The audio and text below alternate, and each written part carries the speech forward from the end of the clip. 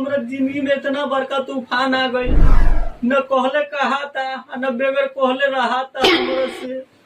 यही से हमको होता नहीं अपने लोगों से। अपना जिंदगी में एकदम मस्त रहनी, एक दिन जात रहनी रास्ता से, एगो खूबसूरत लड़की, एगो बहुत खूबसूरत लड़की हमरा से लिफ्ट मांगल, हमरा जैसे लिफ्ट दे देनी।